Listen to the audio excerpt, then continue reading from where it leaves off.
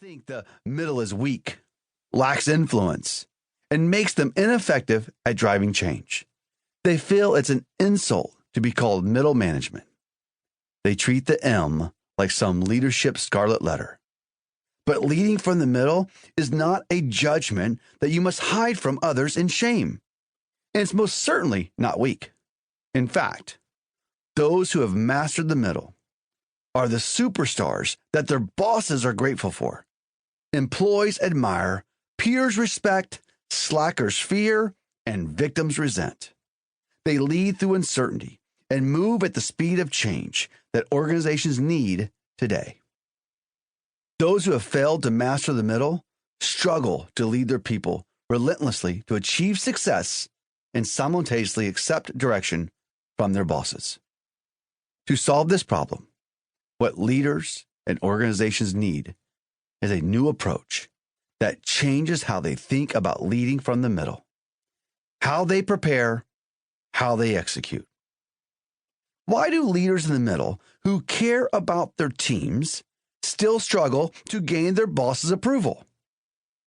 Why do leaders in the middle who feel they serve their teams have so much difficulty getting teams to step it up and go beyond their basic requirements of their jobs? Why do leaders in the middle have issues working with other teams and divisions in the organization, leaving their teams having to do more work?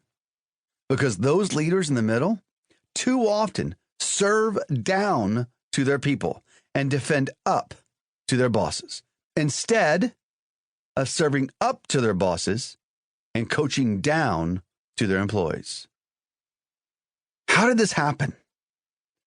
The way most leaders have been taught, trained, and conditioned to lead, serve, and follow is not only misdirected, but has hindered their paths to greater success, innovation, and creating cultures filled with stronger, happier employees. The solution to this problem, however, isn't to change direction. It's to shift our mindsets about what it means to serve.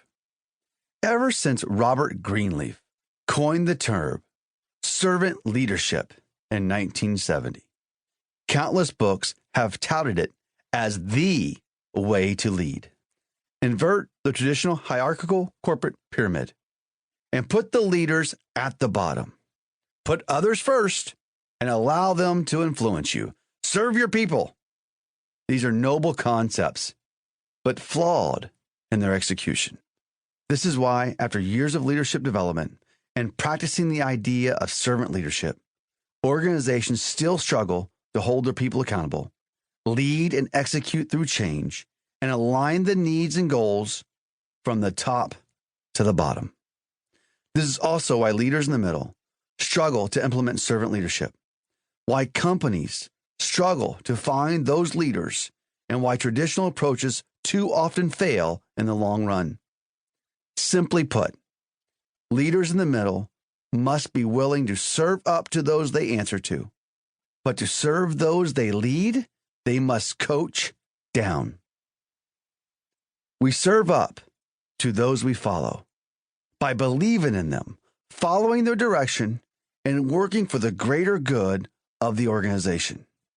We coach down to serve those we lead by focusing on making them better, demanding they believe in themselves, and expecting they achieve greatness by becoming the best version of themselves. Yes, leaders should care about their people and allow them greater influence. But what good are leaders, and how much are they really able to care for their people if they take the idea of serving people literally? Great leaders don't feed their people fish. They coach them on how to fish for themselves, and then kick every competitor's ass by catching more of them. Those people in return serve those leaders, and the people those leaders serve by delivering maximum performance for the organization. We need a new playbook for success. Achieving this level of performance requires leaders in the middle to focus, have confidence, and commit to changing their mindsets. That's what this book helps you do.